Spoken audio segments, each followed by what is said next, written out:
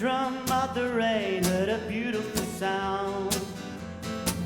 La la la la, a song drifts in the dark and no one around.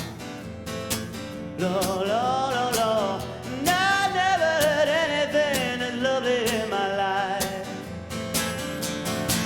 And you, my mystery girl, with every single note that you play, I bet you never knew how happy it made me feel. How happy it made me feel. And I'm going to show you the exact clip of the film that inspired this song. It's from a film called Letter from an Unknown Woman. It's basically about this woman, a young woman who lives in an apartment with her mother. And next door, a pianist moves in, a concert pianist, and she gradually falls in love with him through just hearing his music coming through the walls. And this is the line that inspired that song. And though you didn't know it, you were giving me some of the happiest hours of my life. And though you didn't know it, you were giving me some of the happiest hours of my life. So I kind of took this idea, this general idea of falling in love with someone through music and creating this song called Mystery Girl. You'll see that like throughout the whole song, it's pretty much just a repetitive pattern. E minor, A minor, D7, B7.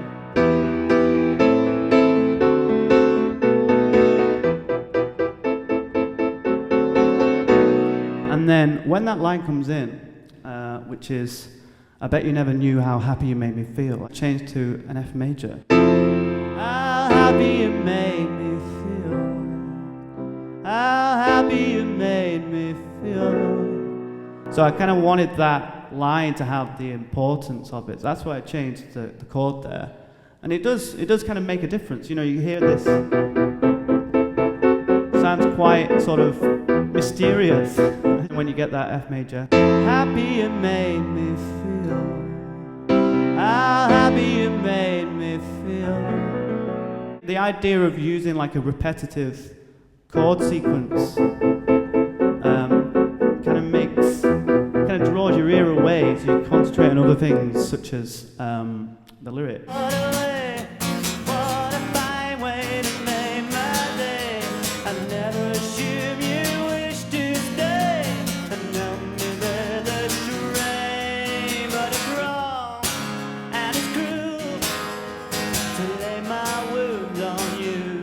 You'll probably see throughout this whole masterclass that I steal a lot of ideas from the Beatles. Now in Penny Lane, Paul McCartney starts off in one key and then during the chorus he just transposes down, and then towards the end he goes back up again. So I sort of did the same but in reverse. So I start in this key, then in the chorus I transpose.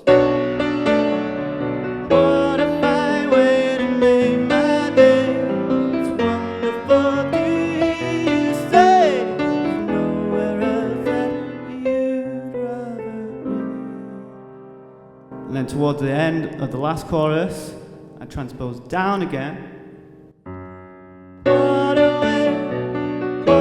fine way to make my day.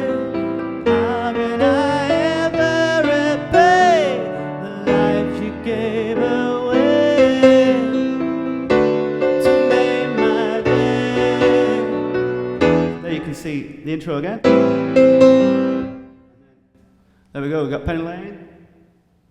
So we start. Penny Lane, there is a Bible with the photographs.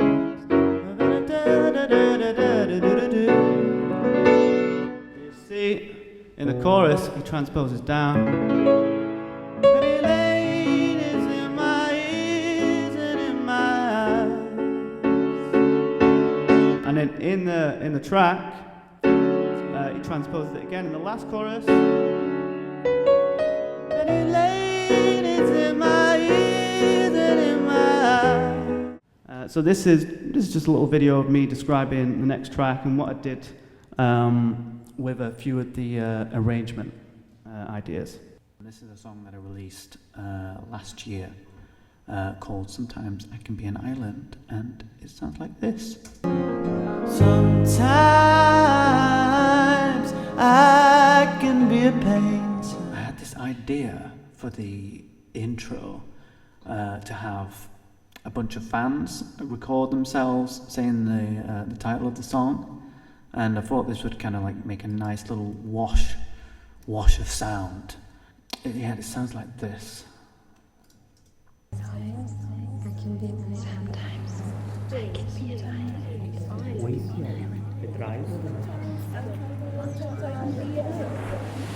So you can hear I've got those wave sounds underneath. I've got some like squeaky cello parts. Originally I had this idea of using sort of a heavy vocoder, kind of like a Bon Iver type arrangement. This is kind of what it sounds like underneath. Sirens sing.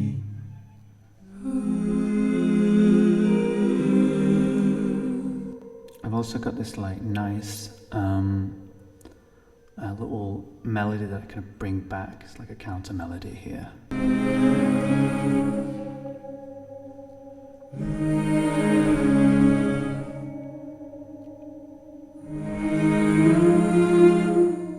final thing I wanted to just mention is the kind of progression throughout the song. So at first it sounds quite mellow, restraint, and I just wanted to show you the comparison towards the end. So this is the first verse.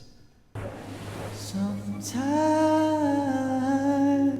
I can be an island when the tide comes in. Sometimes I can be a shelter when the rain is hard and home is far. One of the hardest things to do, to row and sing at the same time. So this song, I wrote it in response to Mental Health Week a couple of years ago, and I had this just idea of finishing the song before the week and just put out a live video. And so this is a rare example of where I wrote the words first before the melody. And so I kind of used really simple chords just to fit around the words and the melody. And I think, like I mentioned earlier, it helps just keep the lyrics in people's minds. Sometimes I can be a shelter when the rain is hard and home is far. If you need a bed to lie, an arm to cry. The wedding, it's a kind of sad song, really. It's about seeing the person you love marry someone else. Has anyone been there? No? Lucky for you. You know, I usually get more sympathy when I say that. Bells ring, the love of my life is married. I can hardly bear to watch it. Oh my, oh my, oh my. I'm coping until my eyes betray me when they fill with tears of envy. Oh my, oh my, oh my. So yeah, I kind of like to use my gigs and performances as a somewhat therapy session to, you know, get over past traumas. That was a joke, by the way. I really like the intro in this song because I start not on the first chord, and it every time, I mean, even I have to get used to it. Every time it sort of throws you off. I start on C.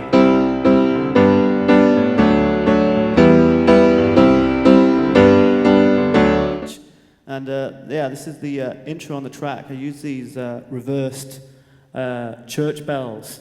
I feel like with a really good intro, you can draw someone in, and you can really sell a song. So this is what it sounds like.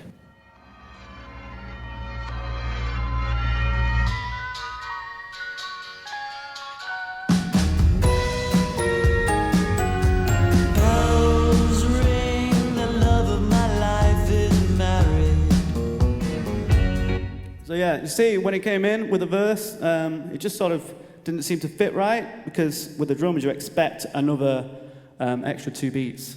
Just wanted to just show you a few little songwriting tips that sometimes I use. You're welcome to steal these.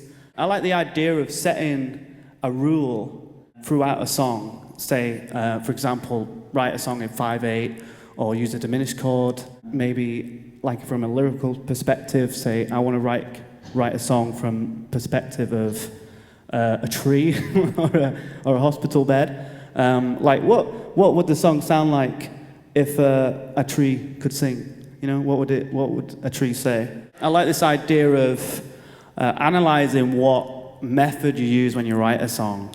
Like, for example, with my song sometimes, I wrote it lyrics first, and I know that that's something that I don't usually do. I usually write the chords and a melody, and I guess this is probably the same for most people who write songs.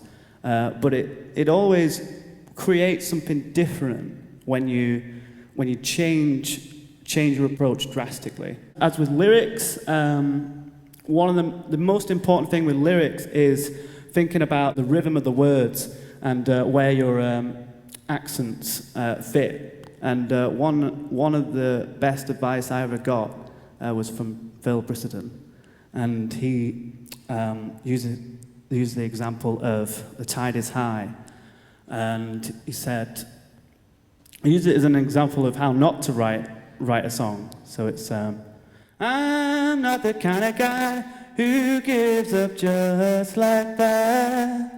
But when you think about it, those accent points are just in the wrong place. It should be, I'm not the kind of guy who gives up just like that. But instead, it's sort of on the offbeat. I'm not the kind of guy who gives up just like that. And yes, I just wanted to mention, along that same lines, Brian Eno. Does anybody know, do you know who Brian Eno is? Yeah? Brian Eno is a very, very clever dude. He came up with this idea of oblique strategies, and basically it's just a series of cards, and these cards are just designed to alter your view on whatever situation you're in. Say if you're in a rut, you're struggling with a song, where to take it or what line to use, you pick out this card, and for example, we've got a card here. Imagine the music as a moving chain or caterpillar, and you just respond to it in that way, and it always comes up with something interesting.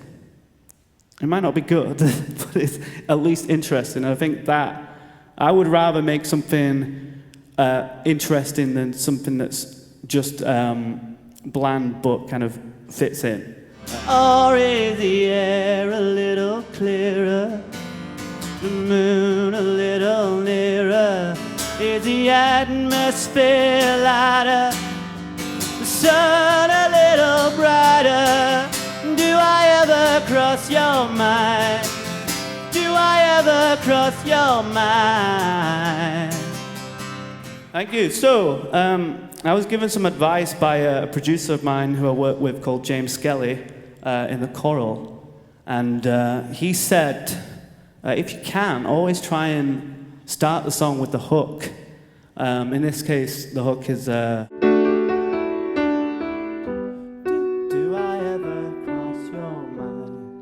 So, to kind of establish that, I used the hook from the song. Do I ever cross your mind? Do I ever cross your mind? Just one last thing. I actually recycled the pre-chorus.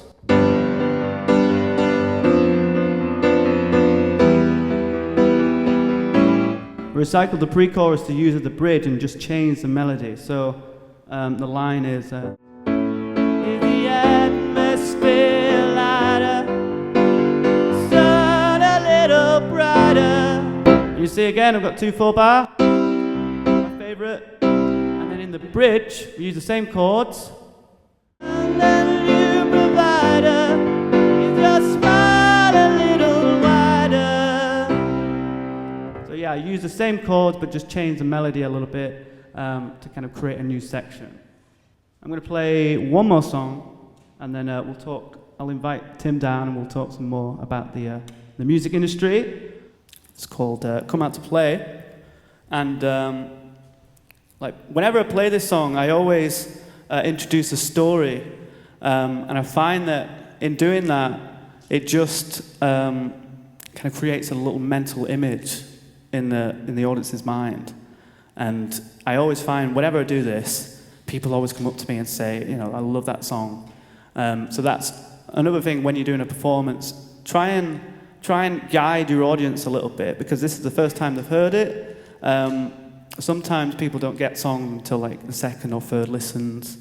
So this is what I like to do. I'm going to show you what I do. So this song is about a little boy who every day his friends come to his window and they say, "Come out to play, come out to play." And he says, "No, I'm going to do my homework," because he was a good boy. And then he grows up in the second verse, and his friends grow up too, and they say, "Come out to play, come out to play." And he says, "No, I'm going to do my homework." And then he grows up in the last verse, just like we all do, in the last verses of our lives. And he has his own son, his own little boy, and one day he hears his son's friends come to his son's window and they say, "Come out to play, come out to play." And he leans over and gives him some advice, which are the last words of the song, so you've got to pay attention. You'll never guess what this song's called.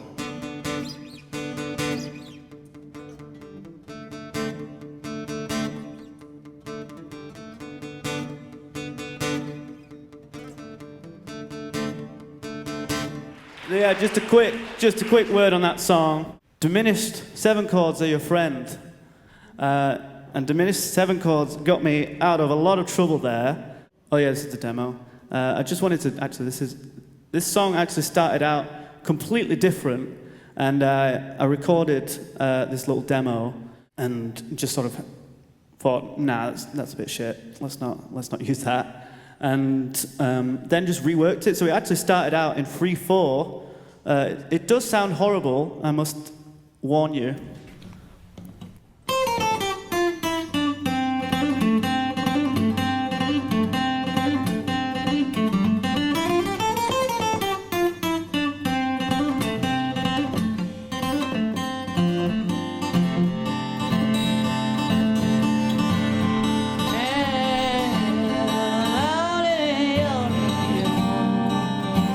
So you can hear kind of like the general melody there. I hadn't written any words. So yeah, this is the song. And like I was saying, diminished chords can get you out of a lot of trouble. So I decided to modulate to, I would say E flat major, maybe. But so I'm in G, nice and simple G. And in the chorus. Come out to play,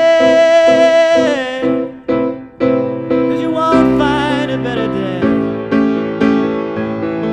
So I use this kind of chromatic leading part.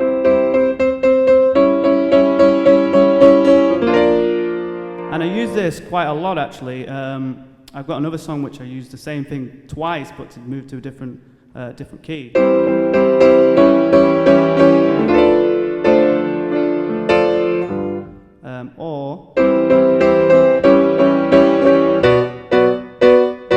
And just because you've got that little leading melody part, it just sort of fills the gap. It just makes the ear just accept whatever chord you decide to move to. So this time I decided to move from like C, A7 to B flat. Just keep holding on and saving every penny for our vacation. Without disappointing expectations.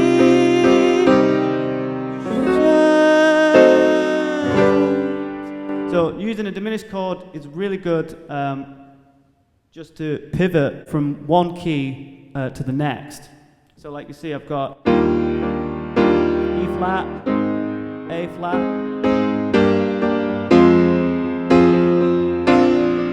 Expectations.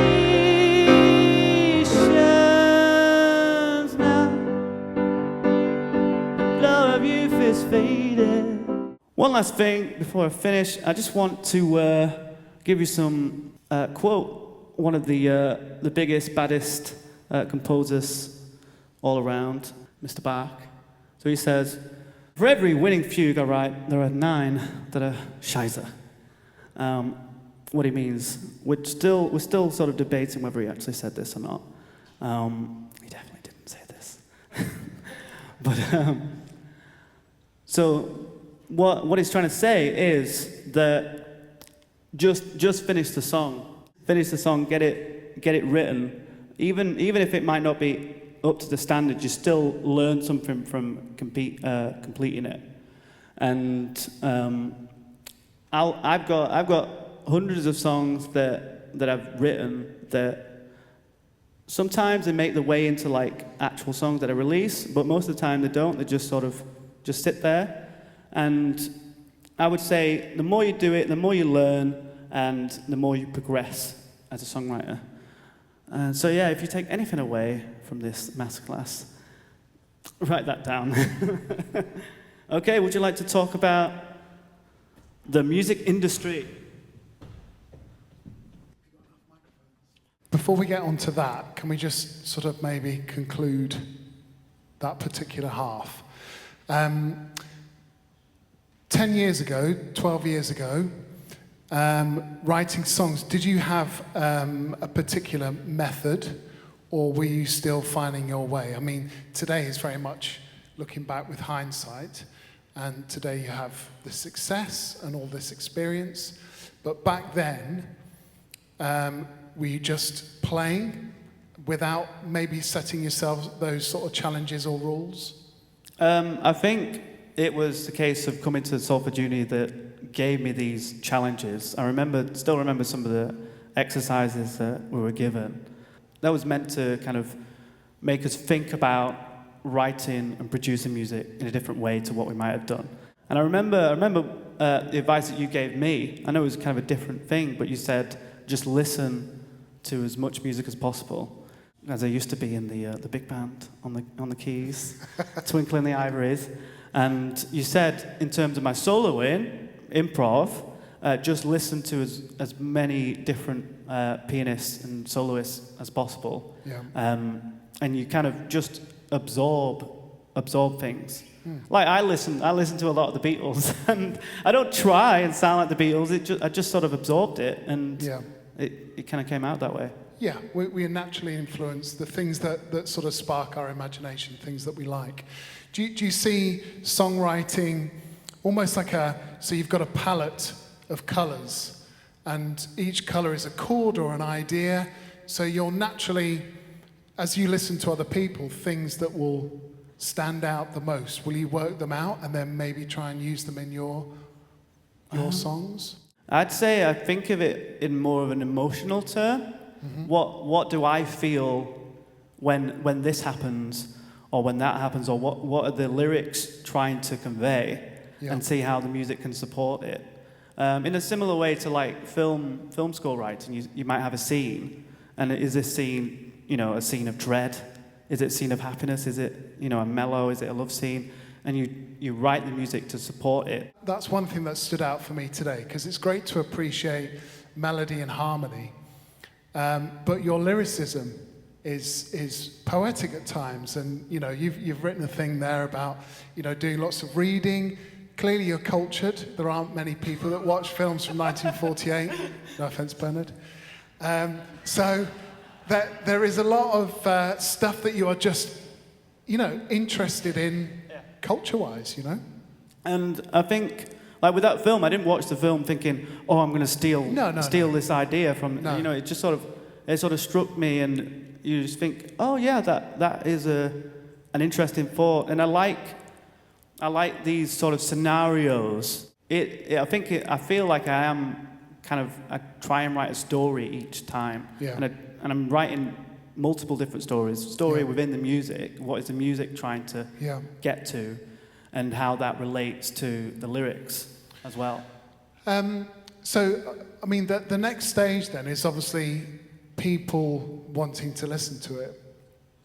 So have you found that when you write a song, are you following a particular interest, a fashion, a moment that you think more people will listen to, or are you simply the artist just writing what you want to write? I found even my most recent song, which was Sometimes I Can Be an Island. I just put that out. I didn't really have a lot of faith in the industry to kind of just like it. I just put it out because whenever I played it to someone, they just seemed to respond in a certain way. And bizarrely, it's sort of become one of my sort of most popular songs that people still keep coming back to, say I love it. And I think it's probably part of that it's come from because people can smell bullshit straight away. You know, if you write a song that's cynical, that kind of ticks all the boxes in terms of formula, people can smell it. And also, on the flip side, people can smell something that's come organically, naturally, from a sincere place. I just wanted to look at this little thing. So this is the cogs of the music industry, and I like this because right in the center we've got the song. We haven't got the artist, we've got the song, and the song, I feel, is the silver bullet, where if you write a good song that connects, you don't even need to really record it that well. We've seen, you know, on TikTok songs like people just playing on the guitar just sort of blow up. These guys have got another class. Yeah, that's all right. Teresa, do you mean like mental health? I think the thing that tires me out the most is the administration side of it. Just doing emails and keeping things together in communication with people. That part about lyrics, that escape, that interest. I used to teach somebody, and he was a vicar, and he always said no one rings up a vicar with good news. And learning to play the saxophone was his escape, just away from something, practicing or the lesson itself.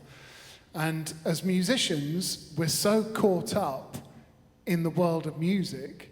So if James is watching a film from 1948, or literature or art, or this amazing city that we've got on our doorstep, then sometimes that is our escape, and it frees our mind.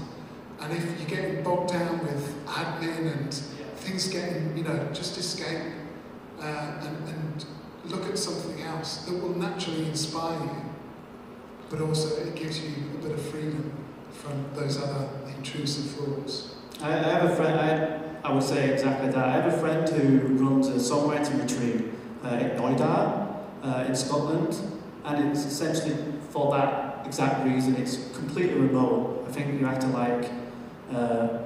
it takes hours to get there. You have to swim across the lake or what, you know what I mean?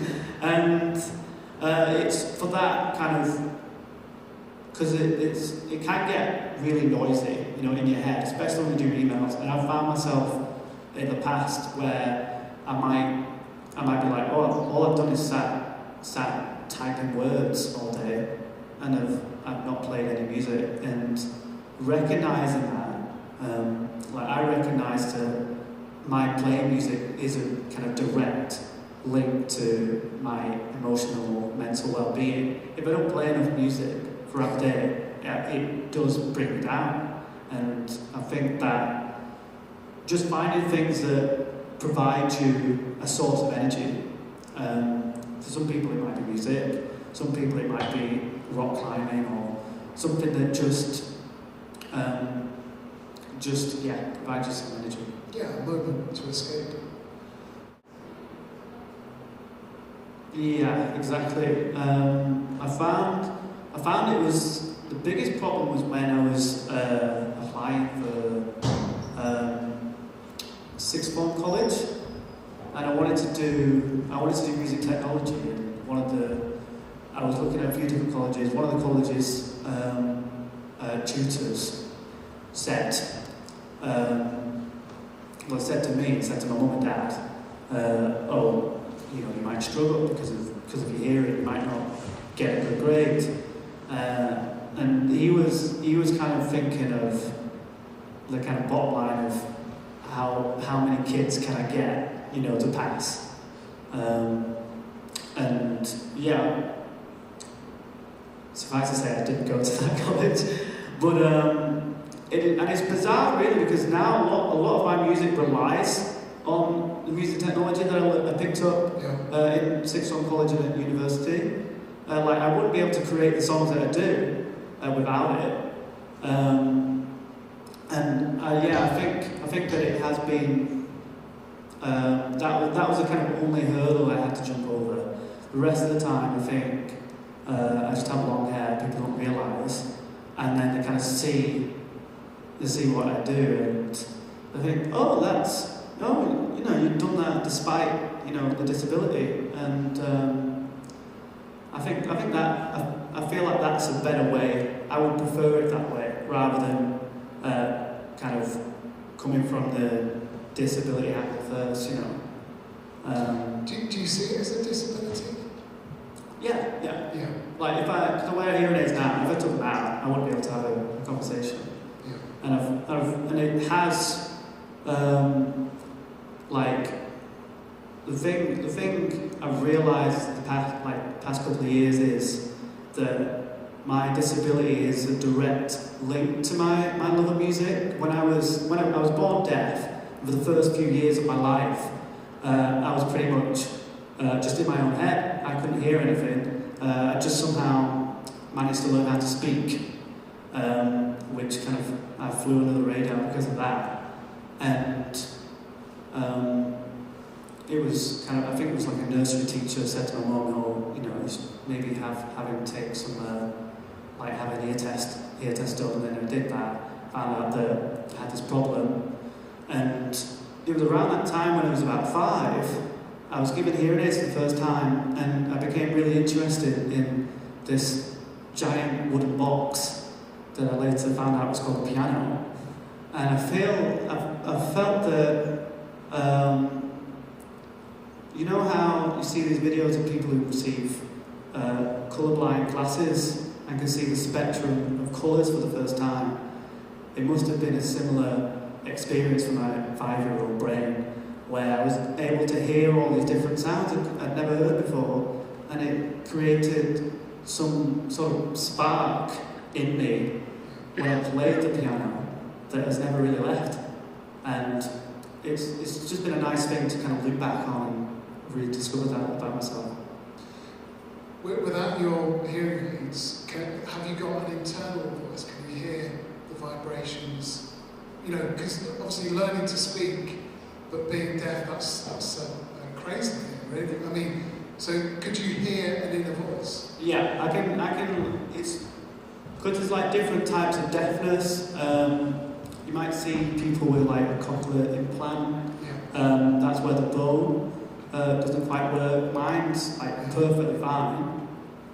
Like if you kind of sent like a direct signal into my head, into my skull, I'd be able to hear, just like anybody else. It's the kind of, I think it's called the middle ear, those little bones that just haven't, you know, worked. And so I can hear the kind of vibration in my head when I sing. I can still hear it. It's just really, really quiet, and it's kind of muffled as well. There's a film called Sound of Metal. Anybody's seen that film with Riz Ahmed? And that, when I watched that, it kind of blew me away, because the experience, it's about a drummer who becomes deaf, and the experience he gets when he first starts to lose his hearing and it all becomes muffled, that's exactly how it sounds to me whenever I don't have my hearing aid. And it's like I can still hear things. And I think I relied a lot on lip reading, and I still do, to an extent. I still like focus on the lips and use a mixture of that in the context of the conversation to hear. James, thank you ever so much for sharing such insight into you personally, your music, which is also personal, of course, and so many great tips. And we will, if that's okay with you, share those slides with the students. So Thank you very much.